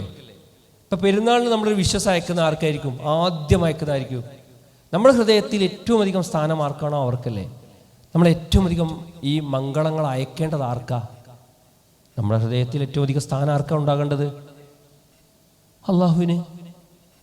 പിന്നെയോ അപ്പം എന്തിനാ നമ്മൾ അള്ളാഹുവിനെ അങ്ങനെ അയക്കുന്നത്? നന്ദിയുള്ളൊരു ദാസൻ്റെ ഏറ്റവും വലിയ ഉദാഹരണമാണത്, അല്ലെങ്കിൽ നന്ദികേടാകുന്നു അത്. ഇതൊക്കെ പഠിപ്പിച്ച പ്രവാചകനോട് അത്ര പ്രിയമാണ് നമുക്ക്. ഇനിയോ നിങ്ങൾ ആലോചിച്ച് നോക്കൂ, ഈ ലിബറൽ യുക്തിവാദി ചിന്തകളൊക്കെ വരുന്നിടത്ത് മനുഷ്യൻ്റെ മനസ്സുകൾ അത്ര സങ്കുചിതമാക്കുകയല്ലേ. അവനിലേക്ക് മാത്രം ഒതുങ്ങുകയാണല്ലോ, അവൻ്റെ സുഖം അവൻ്റെ ദുഃഖം എന്ന് പറഞ്ഞ് ഒതുങ്ങുകയാണല്ലോ. വിശ്വാസികൾ അങ്ങനെയല്ലല്ലോ. വല ഇബാദില്ലാഹി സ്വാലിഹീന്ന, സദ്വൃത്തരായ അള്ളാഹുവിൻ്റെ എല്ലാ മരിച്ചുപോയവരും ജീവിച്ചിരിക്കുന്നവർ, അവരോടൊക്കെ വല്ലാത്തൊരു നെറ്റ്വർക്കിംഗ് സിസ്റ്റമാണ് ഇസ്ലാം എന്ന് പറയുന്നത്. അഥവാ 5ാമത്തത് ഇർസാലു തഹിനി അത്തഹിനി അത്തി വസ്സലാം. നമ്മുടെ ഗ്രീറ്റിംഗ്, സല്യൂട്ടേഷൻ, ഇതെല്ലാം ഏതൊക്കെയാണ്? ഇർസാൽ, അത്തഹിനി അത്തി വസ്സലാം. നമ്മുടെ എല്ലാം ആർക്ക് അയച്ചു കൊടുക്കുന്നു? അങ്ങനെ മംഗളങ്ങൾ നേരുന്ന ആർക്കാണ്? ഇവർക്കാണ്. അപ്പോൾ ഇതിൽ നമസ്കാരത്തിൻ്റെ അവസാനത്തെ പ്രാർത്ഥനയെ നമ്മൾ എന്ത് ചെയ്യണം? അല്ലാഹുമ്മ ഇന്നി ളലംതു നഫ്സി എന്ന് പറഞ്ഞ പ്രക്രിയയല്ലേ. ആ പ്രക്രിയ നമ്മൾ ഇതിൽ ഏതാണ്? ദുആഉൽ ഹാജ, ദുആഉൽ ഇബാദ എന്നത് നമ്മൾ ഓരോരുത്തരും എന്ത് ചെയ്യണം? ഇത് സാധാരണ ചെറിയ കുട്ടികളല്ലല്ലോ. അപ്പോൾ നമ്മൾ ഓരോരുത്തരും അത് വിലയിരുത്തിയിട്ട് നമ്മൾ എന്ത് ചെയ്യണം? ഇത് ഇന്നതാണ്, ഇത് ഇന്നതാണ് എന്ന് മനസ്സിലാക്കണം. ഇങ്ങനെ നമ്മൾ മനസ്സിലാക്കുന്ന സമയത്ത് നമ്മുടെ നമസ്കാരത്തിന് ഭക്തി കൂടുമോ കുറയുമോ? എൻ്റെ ചോദ്യം, കൂടുമോ കുറയുമോ? കുറയും. കൂടും. അത് കൂടണമെങ്കിൽ നമുക്കുണ്ടാകേണ്ടത് എന്താണ്? ഞാൻ എന്താ അപ്പോൾ ഈ ഖുർആനിൽ തന്നെ കാണാമല്ലോ, നിങ്ങൾ കള്ള് കുടിക്കുന്ന ആളുകളായിട്ട് നിങ്ങൾ നിസ്കരിക്കാൻ പാടില്ല. എന്തുകൊണ്ടാണ് നിങ്ങൾ അങ്ങനെ നിസ്കരിക്കരുതെന്ന് പറയുന്നത്? എന്തുകൊണ്ട് അങ്ങനെ നമസ്കരിക്കരുതെന്ന് പറയുന്നത്? നിങ്ങൾ എന്താണ് പറയുന്നത് എന്ന് നിങ്ങൾക്ക് എന്ത് ചെയ്യണം? അറിയണം. ഇത്ര കാലമായിട്ട് സൂറത്തുൽ ഫാത്തിഹ ഞാൻ ദിവസവും 17 തവണ ഓതിയിട്ട് അതിനർത്ഥം എനിക്കറിയില്ലെന്ന് പറഞ്ഞാൽ നമ്മുടെ പ്രൊഫൈൽ ഹൈ ആണോ പടച്ചവൻ്റെ അടുത്ത് ഏറ്റവും ലോ ആണോ? ലോ അല്ലേ? ChatGPT നമുക്കറിയാം, ഗൂഗിൾ ബാഡ് നമുക്കറിയാം, ഗൂഗിൾ തന്നെ പുതിയ വേർഷൻ ഇന്നലെ മിനിയാതെ ഏതൊരു സാധനം ലോഞ്ച് ചെയ്തിട്ടുണ്ടല്ലോ, നമുക്കറിയാം. ഇനി അതിൽ തന്നെ ഏതെങ്കിലും നൂതനമായ ഏതെങ്കിലും ടെക്നോളജികൾ മുഴുവൻ നമുക്കറിയാം. നിത്യജീവിതവുമായിട്ട് ബന്ധപ്പെട്ട് നിൽക്കുന്ന, റബ്ബുമായി ബന്ധപ്പെട്ട് നിൽക്കുന്ന ഈ ഒരു പ്രക്രിയക്ക് നാം സമയം നീക്കി വെച്ചിട്ടില്ല എങ്കിൽ ആലോചിച്ച് നോക്ക്, പടച്ചവൻ്റെ അടുത്ത് എത്തിയാൽ ആദ്യം ചോദ്യം ചെയ്യപ്പെടുന്ന കർമ്മമേതാ? നമസ്കാരമല്ലേ. അവൻ നമസ്കാരത്തിൽ അവൻ ഓക്കെ ആണെങ്കിൽ അവൻ്റെ ജീവിതം മുഴുവൻ നന്നായി എന്നല്ലേ. അപ്പോൾ ആ രീതിയിൽ നമ്മുടെ നമസ്കാരത്തെ പരിവർത്തനം നമുക്കുണ്ടാകണം. അതിന് ഇപ്പം നമ്മൾ കൈകെട്ടുകയാണ് എങ്കിൽ, നമസ്കാരത്തിൽ കൈകെട്ടുന്നു എന്ന് പറയുന്ന സമയത്ത് നമ്മൾ കൈകെട്ടുന്ന സമയത്ത് പിന്നെ എങ്ങനെയെങ്കിലും കൈകെട്ടാൻ പറ്റുമോ? എങ്ങനെ കൈകെട്ടേണ്ടത്? എൻ്റെ വാപ്പ എങ്ങനെയാണ്, എൻ്റെ ഉമ്മ എങ്ങനെ പഠിപ്പിച്ചതെന്നല്ലല്ലോ, എൻ്റെ റസൂൽ എങ്ങനെയാണ് പഠിപ്പിച്ചത് എന്നത്. ഇപ്പം എൻ്റെയൊക്കെ ചെറുപ്പത്തിൽ എന്ത് ചെയ്യേണ്ടിയിരുന്നു? പഠിക്കുന്ന സമയത്ത് നമ്മുടെ സ്കൂളുകളിലോ കോളേജുകളിലോ ലൈബ്രറി പുസ്തകങ്ങൾ എടുത്തുകൊണ്ട് നോക്കണം, അല്ലെങ്കിൽ നമ്മളെ പഠിപ്പിക്കുന്ന അധ്യാപകരോട് ചോദിച്ചു മനസ്സിലാക്കണം. ഇന്ന് അതിൻ്റെ ആവശ്യമുണ്ടോ? ഇല്ല. നമുക്ക് നമ്മുടെ ഓരോ കയ്യിലിരിക്കുന്ന വിരൽ തന്നെ നമുക്ക് എന്ത് ചെയ്യും? അതിന് ഉത്തരങ്ങൾ കണ്ടെത്തി തരാൻ പറ്റും. അപ്പം ഞാൻ ഇത്ര കാലം എൻ്റെ വയറ്റത്താ കൈയ്യെട്ടിയത്, ഇപ്പോഴും എൻ്റെ വാപ്പയും എല്ലാവരും ഇങ്ങനെ കെട്ടുന്നെന്ന് പറഞ്ഞല്ലോ. അല്ല, നബി സല്ലല്ലാഹു അലൈഹി വസല്ലം പറഞ്ഞു സൊല്ലു കമാ റഅയ്തുമൂനി ഉസല്ലീന, എങ്ങനെ പഠിപ്പിച്ച് അതേ രീതിയിൽ ചെയ്യണമെന്നാ. അപ്പം നബി എങ്ങനെ ചെയ്തത് എന്നത് അറിയാൻ ഇന്നത്തെ കാലത്ത് എന്തെങ്കിലും പ്രക്രിയകൾക്ക് പ്രശ്നമുണ്ടോ? ഇല്ല. അപ്പം അതിനുള്ള സമയം നമ്മൾ നീക്കി വെക്കണം. എൻ്റെ റസൂൽ ഇങ്ങനെ പഠിപ്പിച്ചത്, എൻ്റെ റസൂൽ ഇങ്ങനെ നെഞ്ചത്ത് കൈകെട്ടി എന്ന് പഠിപ്പിച്ചിട്ടുണ്ട് എങ്കിൽ ഞാൻ ആ രീതിയിൽ തന്നെ കെട്ടും. അതിനെനിക്ക് ആരെതിരായാലും എനിക്ക് കുഴപ്പമില്ല. എനിക്ക് ആരെതിരാകാൻ ഞാൻ മതി, എൻ്റെ റബ്ബെനിക്കെതിരാകാൻ മതി. പക്ഷെ സമകാലിക സാഹചര്യങ്ങളിൽ റബ്ബ് എതിരായാലും ആരെതിരാകാൻ പാടില്ല. അമ്മോനെന്താ വിചാരിക്കുക, എളാപ്പെന്താ വിചാരിക്കുക, ഉപ്പെന്താ വിചാരിക്കുക എന്നല്ലേ ചിന്തിക്കുക. എൻ്റെ പടച്ചോനെന്ത് വിചാരിക്കുന്നല്ലേ നമ്മൾ ചിന്തിക്കേണ്ടത്. ആ ഒരു രീതിയിൽ നമുക്ക് നമ്മൾ തന്നെ ഒരു അസ്തിത്വം നൽകണം. അപ്പോൾ റുക്കുവിൻ്റെ രൂപം, സുജൂദിൻ്റെ രൂപം ഒക്കെ നമ്മൾ ചെറിയ ക്ലാസ്സിൽ പഠിച്ചത് രൂപം കൃത്യമായി നമുക്ക് നിർവഹിക്കാൻ പറ്റണം. പിന്നെ നമുക്കൊക്കെ ഉണ്ടാകുന്നൊരു പ്രശ്നം എന്ന് പറഞ്ഞാൽ, ഇസ്ലാം 5 നേരം നമസ്കരിക്കണം എന്ന് പറയുന്ന സമയത്ത് തന്നെ ഇതിൽ ധാരാളം ഇളവുകളും നബി പഠിപ്പിക്കുന്നുണ്ട്. നബി സല്ലല്ലാഹു അലൈഹി വസല്ലമയുടെ കാലഘട്ടങ്ങളിലുള്ള ഇളവിനേക്കാൾ അധികം ഇളവുകൾ ഏറ്റവും അധികം ഉപയോഗിക്കാൻ പറ്റുന്ന സാഹചര്യം എവിടെയാണ്? ഇപ്പം ഞാൻ വയനാട്ടിൽ നിന്ന് 12 മണിക്ക് ബസ് കയറി, ളുഹ്ർ 12:30ക്കാണ്. അപ്പം ഞാൻ 12 മണിക്ക് ബസ് കയറിയാൽ എനിക്ക് ചുരത്തെ ബ്ലോക്കെല്ലാം കഴിഞ്ഞുകൊണ്ട് ഒരു 3 മണിക്കൂർ 2.5 മണിക്കൂർ കഴിഞ്ഞാൽ എനിക്ക് എവിടെ എത്തുള്ളൂ? ഒരു പക്ഷേ അസറിൻ്റെ സമയത്തൊക്കെ എവിടെ എത്തുള്ളൂ? ഞാൻ കോഴിക്കോട് എത്തുള്ളൂ എന്ന് വിചാരിക്കുക. അപ്പം എനിക്ക് നമസ്കരിക്കണമെങ്കിൽ എന്ത് ചെയ്യണം അവിടെ? അപ്പം ഞാൻ എന്ത് ചെയ്യുക? ളുഹ്ർ എനിക്ക് എവിടെ നമസ്കരിക്കാൻ? ബസ്സെന്നോ? ബസ് നിസ്കരിക്കാം. ഇനി അതല്ലാത്ത സമയത്ത് എനിക്ക് അസറിന് ഞാൻ കോഴിക്കോട് എത്തുമെങ്കിൽ എനിക്ക് എന്ത് ചെയ്യണം? ഞാൻ അസർ നമസ്കരിക്കുന്ന സമയത്ത് എനിക്ക് ളുഹ്ർ നിസ്കരിക്കാം. അതിന് നമ്മളെന്താ പറയാ? ഖളാ എന്നാ പറയാ. ഖളാ എന്ന് പറയുന്നൊരു പ്രക്രിയ ഇല്ല കേട്ടോ, ശരിക്കും പഠിക്കേണ്ടതാണ്. ജമ്മും കസറും ഉണ്ട്. ജമ്മും കസറും എന്ന് പറഞ്ഞാൽ എന്താ? 2 രീതിയുണ്ട്. ആ ളുഹ്ർ നമസ്കാരത്തെ എനിക്ക് എന്ത് ചെയ്യാൻ പറ്റും? അസറിലേക്ക് ചേർക്കാം. അപ്പം അതിന് ജമ്മു തഖീർ എന്ന് പറയാം. അങ്ങനെ പറയാം, ജമ്മു തഖീർ, അസറിലേക്ക് ചേർത്ത് നിസ്കരിക്കുന്നു. അതിനെനിക്ക് കസറുമാക്കാം. കസറുമാക്കുക എന്ന് പറഞ്ഞാൽ എന്താണ്? 4 റക്അത്തുള്ള ളുഹ്റിനെ എന്ത് ചെയ്യാം? 2 റക്അത്താക്കിയിട്ട് നമസ്കരിക്കാം. അപ്പം ഞാൻ കോഴിക്കോട് എത്തിയിട്ട് 2 റക്അത്തായിട്ട് ആദ്യം ളുഹ്ർ നമസ്കരിക്കുന്നു. ഈ ഒരു ഇളവ് ഇസ്ലാമിൻ്റെ നിലനിൽപ്പിൻ്റെ ഏറ്റവും വലിയൊരു ഘടകമല്ലേ? അല്ലെങ്കിൽ നിങ്ങൾ ആലോചിച്ച് നോക്ക്, നമുക്ക് ശരിക്കൊരു ബാഡനാവൂലേ മതം എന്ന് പറയുന്നത്? അദ്ദീനു യുസുർ, മതം എളുപ്പമാണ് എന്ന് പഠിപ്പിച്ച റസൂൽ സല്ലല്ലാഹു അലൈഹി വസല്ലം ഏറ്റവും എളുപ്പത്തിലാണ് പഠിപ്പിച്ചത്. ഇനി രണ്ടാമത്തത്, അത് കഴിഞ്ഞതിന് ശേഷം എനിക്ക് എന്ത് ചെയ്യാം? 2 റക്അത്ത് എന്ത് നിസ്കരിക്കാം? അസറും നമസ്കരിക്കാം. ഇനി അതല്ല, ളുഹ്റിൻ്റെ സമയത്ത് ഞാൻ എൻ്റെ നാട്ടിൽ നിന്ന് കയറുന്നുവെങ്കിലോ അസറിന് ഇവിടെ എത്തൂല എങ്കിൽ എനിക്ക് എന്ത് ചെയ്യാൻ പറ്റും? അവിടുന്ന് ജമ്മാക്കാം. എൻ്റെ നാട്ടിലാണെങ്കിൽ എനിക്ക് ജമ്മാക്കാം. 4 റക്അത്ത് ഞാൻ എന്ത് ചെയ്യുന്നു? എന്ത് നമസ്കരിക്കുന്നു? ളുഹ്ർ നമസ്കരിക്കുന്നു. തുടർന്ന് ഞാൻ 4 റക്അത്ത് എന്ത് ചെയ്യുന്നു? അസറും നമസ്കരിക്കുന്നു. എന്നാൽ നാട്ടിൽ നിന്ന് യാത്ര തിരിച്ചിട്ട് വഴിമധ്യയാണെങ്കിലോ ഇത് രണ്ടും എനിക്ക് എന്താക്കിയാൽ മതി? 2 റക്അത്ത് മതി. അപ്പം യാത്രക്കാർക്ക് എന്ത് പറ്റുള്ളൂ? കസർ പറ്റുള്ളൂ. ജമ്മ എന്ന് പറയുന്നത് നമ്മുടെ സാഹചര്യങ്ങൾക്കനുസരിച്ച് കൊണ്ട് നമുക്ക് നിർവഹിക്കാം. ക്ലിയർ ആണോ? അപ്പം ജമ്മ് എന്ത് ചെയ്യാൻ പറ്റും? ജമ്മു തഖീറും ഉണ്ട്, ജമ്മു തഖ്ദീമും ഉണ്ട്. ഇത് പഠിച്ച് നമ്മുടെ ജീവിതത്തിൽ പഠിക്കണം, ഇത് ഞാൻ എന്താ നിർവഹിക്കുന്നുള്ളത്. അപ്പോൾ പിന്നെ ജമ്മും കസറും ആക്കാൻ പറ്റാത്ത ഒരു നമസ്കാരമുണ്ട്. ഏതെന്നറിയോ? ഏതാ? സുബഹി നമസ്കാരം. അത് ജമ്മു ആക്കാൻ പറ്റൂല, കസറും ആക്കാൻ പറ്റൂല. എന്നാൽ കസറാക്കാൻ പറ്റാത്ത 2 നമസ്കാരമുണ്ട്. അതേതൊക്കെയാണെന്നറിയോ? മഗ്രിബ് നമുക്ക് 1:30 നിർത്താൻ പറ്റുമോ? ഇല്ല. അതോടൊപ്പം സുബഹിയും പറ്റില്ല. എന്നാൽ മഗ്രിബിനെ നമുക്ക് എന്ത് ചെയ്യാൻ പറ്റും? ഇശായിലേക്ക് എന്ത് ചെയ്യാൻ പറ്റും? ജമ്മാക്കാൻ പറ്റും, ജമ്മു തഖീറാക്കാൻ പറ്റും. അതുപോലെ ഇശായിനെ നമുക്ക് എന്ത് ചെയ്യാൻ പറ്റും? മഗ്രിബിലേക്ക് ജമ്മു തഖ്ദീമും ആക്കാൻ പറ്റും. അപ്പം ഇത് നമ്മൾ അപ്പം നമുക്ക് ഒരിക്കൽ പോലും നമസ്കാരം എന്ന് പറയുന്നൊരു സാധനത്തെ ഇപ്പം നബി സല്ലല്ലാഹു അലൈഹി വസല്ലമ മരിക്കാൻ അവസാന സമയത്ത് വരെ നബി സല്ലല്ലാഹു അലൈഹി വസല്ലം നമസ്കാരം എന്നുള്ളതിനെ കുറിച്ചിട്ട് വലിയ ആകുലതയിൽ ചിന്തിച്ചിരുന്നു എന്നാണ്. അപ്പം നമ്മൾ പല കാര്യങ്ങളും മാറ്റിവെക്കുന്നത് ഏതാ? അള്ളാഹുവിൻ്റെ ഇഷ്ടമുള്ള കാര്യത്തെയാണ് നമ്മൾ എന്ത് ചെയ്യുന്നത്? ഇതിപ്പോൾ ആരും ചോദിക്കുന്നില്ലല്ലോ, അത് പരലോകം കുറേ കഴിഞ്ഞിട്ടല്ലേ ഉള്ളത് എന്ന് പറഞ്ഞ് നമ്മൾ നീക്കി വെക്കുന്നത് പലപ്പോഴും എന്താണ്? അതുകൊണ്ടല്ലേ പലപ്പോഴും പിന്നെ നമ്മുടെ വീട്ടിലൊക്കെ ഉള്ള സ്ത്രീകൾ എന്ന് ഞാൻ പറഞ്ഞ തെറ്റാന്ന് എനിക്കറിയില്ല, നിങ്ങളുണ്ടെങ്കിൽ തിരുത്തി തരണം എനിക്ക്. നമ്മൾ ആ ഒരു ഒലുവിലല്ലേ ളുഹ്ർ അസറും കൂടി നിസ്കരിക്കൽ. ആ അവസാനത്തേക്ക് നീക്കുക എന്നത് എന്താ? അടിക്കുന്നത്, തുടക്കുന്നത്, അതുപോലെ തന്നെ കുളിപ്പിക്കുന്നത്, ഈ പണികളൊക്കെ നമ്മൾ എന്ത് ചെയ്യും? നീക്കി വെക്കൂല. അവിടെ ആ സമയത്ത് അത് മാറ്റിയിട്ട് ഒരു 2 മിനിറ്റ് 3 മിനിറ്റ് മാറ്റി വെച്ചാലോ? ഇപ്പം നമ്മുടെ നാട്ടിലൊക്കെ വരുന്ന ഈ മറ്റ് സംസ്ഥാനത്തുള്ള തൊഴിലാളികളിലെ അതിലൊക്കെ ചില ഖുർആനൊക്കെ മനപ്പാടമാക്കിയിരിക്കുന്ന വല്ലാത്ത ഹാഫിലിങ്ങളായ ആളുകൾ അവരെ നാട്ടിലെ കഷ്ടപ്പാട് കൊണ്ട് നമ്മുടെ നാട്ടിൽ ഇവിടെ വന്നിട്ട് എന്ത് ചെയ്യുന്നുണ്ട്? ധാരാളം കെട്ടുപണികളും മറ്റൊക്കെ എടുക്കുന്നുണ്ട്. അവരെ കാണുന്ന സമയത്ത് ഒരുപക്ഷെ അവരടുത്തിരിക്കുമ്പോൾ അവരുടെ വിയർപ്പ് നമുക്ക് മണത്തേക്കാം, ഒരു ദുർഗന്ധം ഉണ്ടായേക്കാം. അവരെ ചേർത്ത് പിടിക്കുന്ന സമയത്ത് നമ്മുടെ സ്റ്റാറ്റസിലൊന്നും ഒരുപക്ഷെ പറ്റിക്കൊള്ളുന്നില്ല എന്നൊക്കെ നമ്മുടെ ഉള്ള് മന്ത്രിച്ചേക്കാം. പക്ഷെ അവരിൽ കാണുന്ന ചില ആളുകളുടെ മര്യാദ ഉണ്ടല്ലോ, അവർ കൃത്യമായിട്ട്, ഇപ്പം എൻ്റെ മുട്ടിലുണ്ട്, സുബഹയ്ക്ക് നമ്മൾ എത്തിയിട്ടില്ലെങ്കിൽ പോലും അവർ കൃത്യമായിട്ട് എത്തും. ഓല എല്ലാ ദിവസവും പണിയായിരിക്കും. ഇനി ലുഹറിനൊക്കെ എവിടെയാണോ ഉള്ളത് അവിടെ ഒരു പലകയിട്ടിട്ട് അവിടെ നിന്നിട്ട് നിസ്കരിക്കുന്ന മനുഷ്യന്മാരെ കാണാൻ പറ്റും.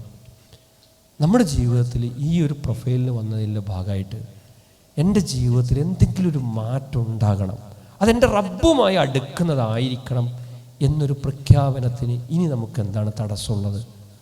അപ്പം ആ രീതിയിൽ നമ്മുടെ നമസ്കാരത്തെ നാം തന്നെ ഡിസൈൻ ചെയ്തുകൊണ്ട് ഓരോ മിനിറ്റിലും കൃത്യമായി നമ്മൾ നിർവഹിക്കുക. ഇനി ഞാൻ അവസാനിപ്പിക്കുന്ന സമയത്ത് നിങ്ങൾ ഞാൻ ഈ സുബ്ഹാനല്ലാഹ് എന്ന് പറയാൻ, സുബ്ഹാനല്ലാഹ് നമ്മൾ നമസ്കാരത്തിന് ശേഷം എത്ര വട്ടം പറയണം? ഈ ചെങ്ങായി എന്താ ഇങ്ങനെയൊക്കെ ചോദിക്കുന്നത് തോന്നുന്നുണ്ടോ നിങ്ങൾക്ക്? 33 വട്ടം പറയണം. പലപ്പോഴും നമ്മൾ ഈ സുബ്ഹാനല്ലാഹ്, അൽഹംദുലില്ലാഹ്, അല്ലാഹു അക്ബർ എന്ന് പറയാത്തത് എന്തുകൊണ്ടാണ്? ഇത് ഞാൻ എന്നെ വിലയിരുത്തിയിട്ടാണോ? നിസ്കാരം കഴിഞ്ഞാൽ പെട്ടെന്ന് നമ്മളെന്താ നോക്കുക? മൊബൈൽ എടുത്തിട്ട് നമ്മൾ അത്ര അസ്വസ്ഥമാക്കിയിട്ടുണ്ട് ഈ മൊബൈലുകൾ എന്ന് പറഞ്ഞ സാധനങ്ങൾ. ശരിയല്ലേ? ഉറപ്പല്ലേ? ഇപ്പം ഞാൻ ഇങ്ങോട്ട് കയറുന്ന സമയത്ത് ആ സാധനം അവിടെ കൊടുത്തിട്ടാണ് കയറിയത്. കാരണം ഒരു പക്ഷേ ഇത് കിടന്നിട്ട് ഇങ്ങനെ അടിച്ചു കൊടുക്കും. അപ്പം നമസ്കരിക്കുന്ന സമയത്ത് നമ്മൾ മുമ്പ് തന്നെ ഈ സാധനം ഉണ്ടാവും. ചില മനുഷ്യരൊക്കെ എന്ത് ചെയ്യുന്നറിയോ? ബെല്ലടിച്ചോട്ടെ, അതിങ്ങനെ ബെല്ലടിക്കും. കാരണം അത് ആ ബെല്ലിന് മാറ്റി വെച്ചാൽ എൻ്റെ നിസ്കാരം പോകുന്ന വിചാരിക്കണേ. പള്ളിയിലുള്ള 50 ആൾക്കാരുടെ നിസ്കാരം എന്തായിട്ടുണ്ടാവും?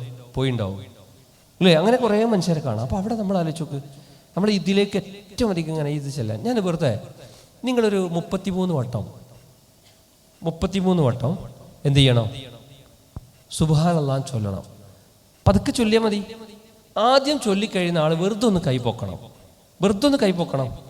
പിന്നെ അതിലും സ്റ്റോപ്പ് വാച്ച് ഒന്ന് ഓൺ ചെയ്യും. വെറുതെ നിങ്ങളുടെ കയ്യിലുള്ള സ്റ്റോപ്പ് വാച്ച് വെറുതെ ഒന്ന് ഓൺ ചെയ്തേക്ക്. ആദ്യം ഒരാൾ കൈപൊക്കിയാൽ നമുക്ക് എത്ര സമയം വേണമെന്ന് വെറുതെ ഒന്ന് നോക്കാം. റെഡിയാണെങ്കിൽ പറഞ്ഞ മനസ്സിലായോ? ഒരാൾ സുബ്ഹാനല്ലാഹ് എന്ന് എത്ര വട്ടം? നിങ്ങൾ പതുക്കെ ചൊല്ലിയാൽ മതി, കേൾക്കൊന്നും വേണ്ട. 33 വട്ടം ചൊല്ലണം. അപ്പോൾ ആദ്യം ഒരാൾ ഒന്ന് കൈപൊക്കുക, ചൊല്ലിക്കഴിഞ്ഞാൽ ഒന്ന് കൈപൊക്കുക. ഓക്കെ, തുടങ്ങല്ലേ? സ്റ്റാർട്ട്.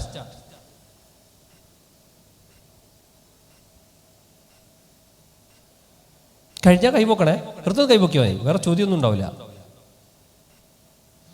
ഓക്കെ, കഴിഞ്ഞു. സ്റ്റോപ്പ് ചെയ്തോ? മതി. എത്ര സെക്കൻഡ് സർ? 13 സെക്കൻഡ്. ഈ ഒരു ചോദ്യം നമ്മുടെ ഉള്ളിലേക്കുള്ള ചോദ്യം കേട്ടോ. വെറും 13 സെക്കൻഡ് കൊണ്ട് നമുക്ക് സുബ്ഹാനല്ലാഹ് എന്ന് പറയാൻ പറ്റിയെങ്കിൽ, അല്പം മനസാന്നിധ്യത്തോടു കൂടി പറയുകയാണെങ്കിൽ ഒരു 30 സെക്കൻഡ് എടുക്കുക. എങ്കിൽ വരെ ഒരു സ്റ്റാറ്റസ് നോക്കിക്കഴിയുന്ന, ഒരു സ്റ്റോറി നോക്കിക്കഴിയുന്ന സമയമില്ലല്ലോ പ്രിയപ്പെട്ടവരെ. അങ്ങനെയെങ്കിൽ ഈ 3 എണ്ണം പറയാൻ നമുക്ക് എത്ര സമയം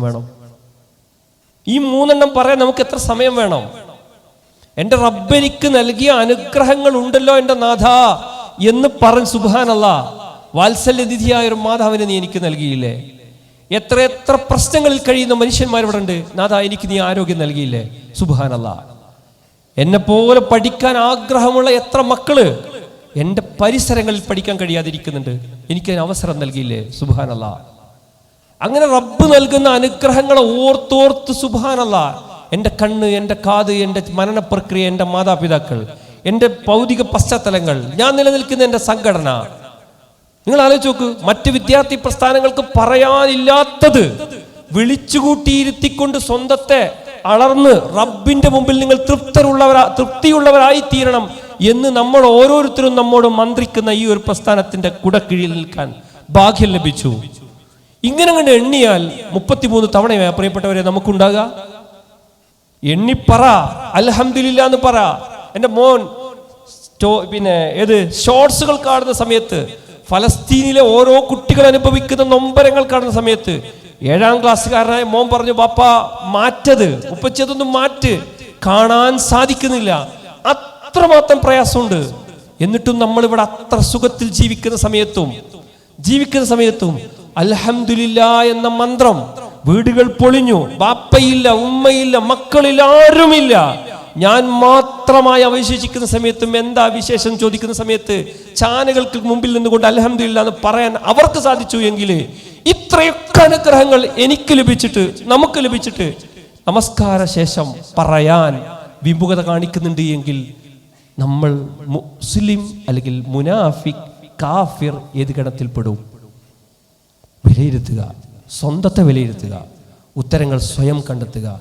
നമ്മുടെ ജീവിതം നമുക്ക് ആനന്ദമുള്ളതാകണം. റസൂൽ സല്ലല്ലാഹു അലൈഹി വസല്ലം പഠിപ്പിച്ചതുപോലെ എൻ്റെ നമസ്കാരം എന്ന് പറയുന്നത് എൻ്റെ ജീവിതത്തിൻ്റെ കൺകുളിർമയാണ് എന്ന് പറയുന്ന ആ പ്രക്രിയയിലേക്ക് നമുക്ക് ഉയരാൻ സാധിക്കണം. അതിന് റഹ്മാനായ റബ്ബ് നമ്മയെല്ലാം അനുഗ്രഹിക്കുമാറാകട്ടെ. വൈലുല്ലിൽ മുസല്ലീൻ, നമസ്കാരക്കാർക്ക് നാശം എന്ന് പറയുന്ന ആ കൂട്ടത്തിൽ പടച്ചവൻ നമ്മെ ഉൾപ്പെടുത്താതിരിക്കുമാറാകട്ടെ. നമസ്കരിക്കാരെ പടച്ചവൻ സ്വീകരിക്കുന്ന, ആ സ്വീകരിക്കപ്പെടുന്ന അള്ളാഹുവിൻ്റെ അടുത്ത് സ്വീകാര്യത ലഭിക്കുന്ന യഥാർത്ഥ മുവഹിദുകളുടെ കൂട്ടത്തിൽ അള്ളാഹു നമ്മയെല്ലാം ഉൾപ്പെടുത്തി അനുഗ്രഹിക്കുമാറാകട്ടെ. അസ്സലാമു അലൈക്കും വറഹ്മത്തുള്ളാഹി.